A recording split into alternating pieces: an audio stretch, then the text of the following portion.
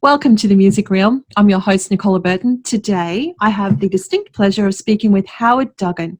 Now, Howard is the publisher for scenestr. This is Australia's largest street press group. Howard, welcome to the Music Reel. How are you going? Thank you for having us. I'm well, thanks, Nicki. Well, you were the founder of Scene magazine in 1993, is that correct? It was Scene magazine in Brisbane, and if memory serves, we were the very last street press title on the bandwagon. There were already 2 in Brisbane and 3 in New South Wales and 2 possibly more in Victoria. Yeah, so we were the last guys in. We started in 1990, and those early 90s with the street press, I think we really built Brisbane's industry based on this entire ecosystem working together. And when you look back for you for 27 years, you've seen some incredible changes in this industry, haven't you? Well, yeah, both in media and in music. I mean, while people on stage entertaining crowds hasn't changed, and the venues haven't changed, the music business itself has changed dramatically.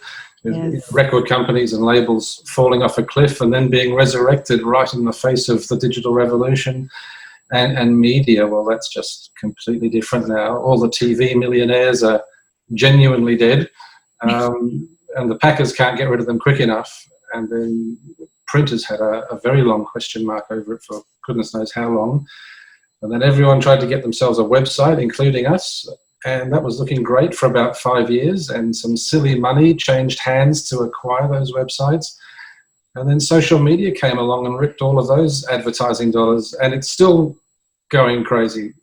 It's incredible. So here we are, 2020 in this lockdown that none of us would ever have predicted. So let's start with your lockdown story. How did the lockdowns impact what you're doing with scenestr? Well, lockdown was crazy for everybody. My lockdown story is that in early March, I was in Adelaide. So I'm talking to you from Brisbane. That's where I'm headquartered. I was in Adelaide for Fringe and WOME Adelaide, and I was having meetings, and coronavirus was just sort of headlines overseas. Fringe was packed out. They did record crowds. And this is the last week of Fringe too. And 2 weeks later, I was back in Brisbane and cleaning out my office. So all that happened in 2 weeks. The first week was watching advertising agencies and, tastemakers being trendy and moving out. And then everyone moved out the following week, and our advertising dried up overnight in 5 days. We were working on Melbourne Comedy Festival editions, Sydney Comedy Festival editions, all those front covers, all the tours attached to them, that all disappeared in 7 days. How did we pivot? Is that what you said, or what did we do? Yeah, just like, I can't believe that happened to you in 7 days, that fast. Yeah.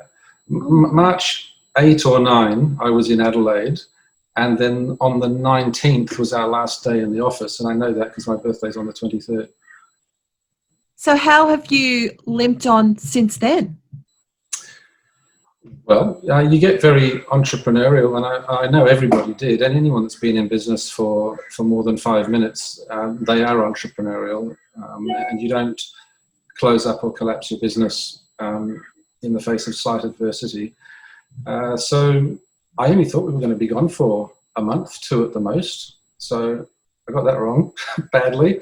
That said, I should say, without getting too far ahead of myself, we've just published scenestr Queensland last week. So we have 5 editions around the country, but scenestr Queensland is back. So we were only off the streets for 3 months. But back to how what we did. I think we were shocked for 2 or 3 days while we took stock, and then quickly we moved into the Skype meetings, so talking to my 2 editors, Gareth and Jesse. One long-term, of course, digital, online wasn't affected. The content was affected because tours were getting cancelled left, right and centre, but the internet had not been turned off, and people were on the internet in increasing numbers. And while our traffic dipped just a little bit, news sites were going through the roof as people wanted to see, it was like COVID porn. Who's dying? Who's falling off the cliff? How much money are we going to get? What's the government going to do about it? But back to what we did. That first week, we looked at our scenestr TV offering, which is our video. We have video crews in 5 states, or 4 states. And we had, for 5 years, we've been doing interviews at Big Sound, and we did Ben and Jerry's at Glenelg Beach. And we would interview bands and review red carpet stuff. And I'd always wanted to look at a scenestr program. So we took that opportunity to mobilize those film crews, and the Blender was born, which is a 20-minute program we put out every couple of weeks, which is a wrap from around the country as best we can. We're reviewing videos, of course, digital age. We've Skyped in Holland, in London, in New York. So we've spoken to a whole heap of music artists. So we're enjoying that. That hasn't been monetized yet. Our website has kept on going well. We've got a good website. It's Nielsen rated. It does really well on Google search. And that has stood us in good stead. And then all the boring stuff, you go to the back end of your database and stuff that you don't want to look at. And yeah, I still have an inbox, as in a real one. I think I've thrown it away. I can't remember. I haven't been to the office for a couple of weeks.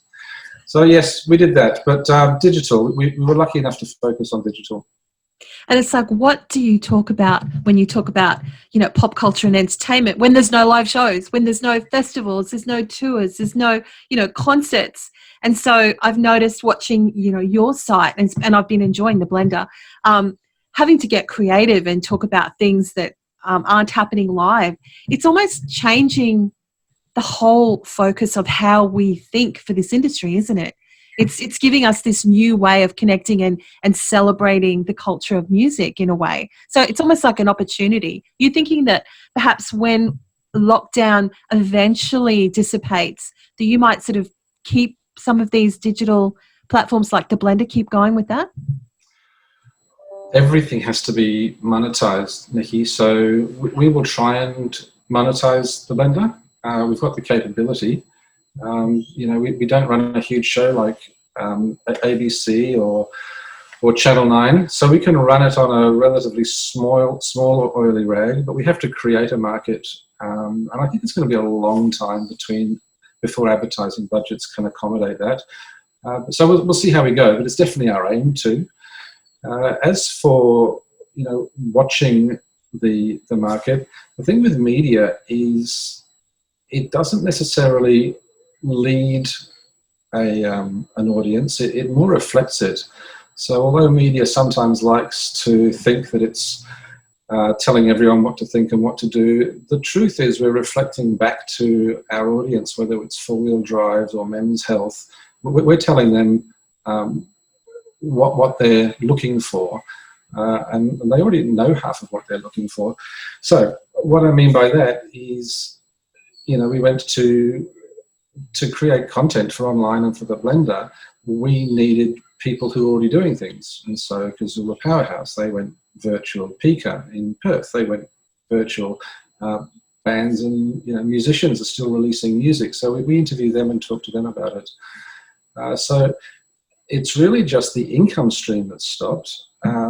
And there was no shortage of people doing stuff. We just couldn't do it on the streets with them, and they couldn't do it on stage.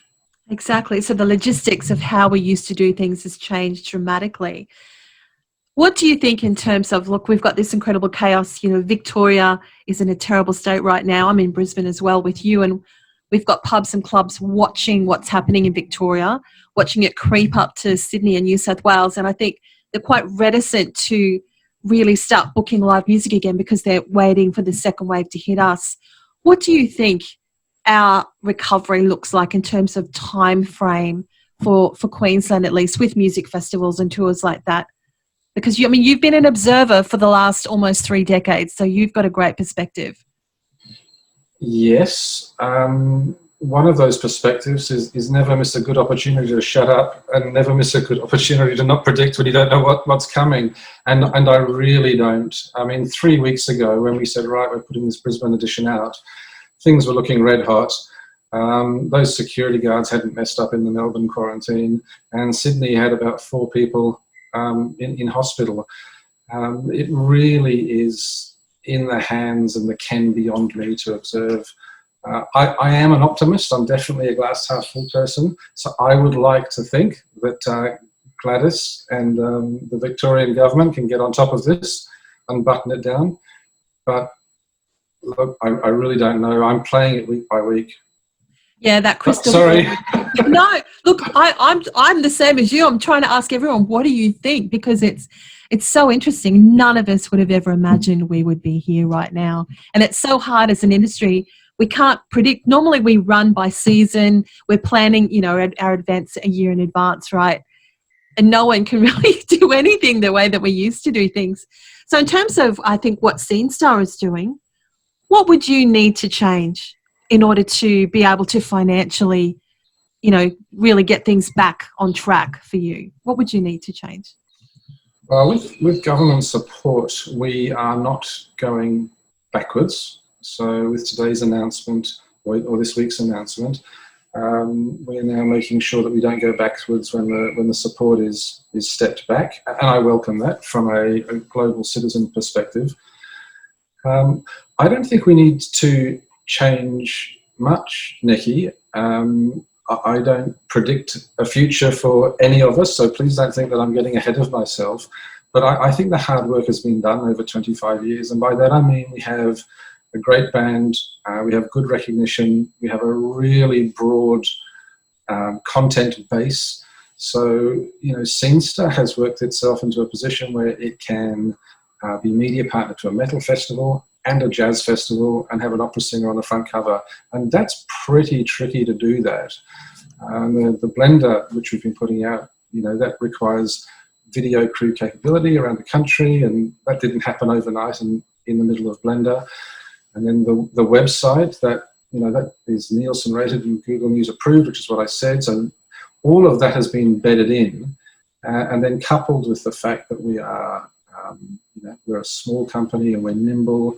We've got great staff. I mean, you read any 101 book, you need great staff, and our editors have been there. Gareth. Sorry, Gareth. Gareth's been there since school. He'll have to write on your comments how many years that's been. I've lost track. And Jesse, who's our resident millennial, I mean, he's been there 4 years already as well. And the pair of those are great guys, and they haven't looked like going anywhere, and they contribute.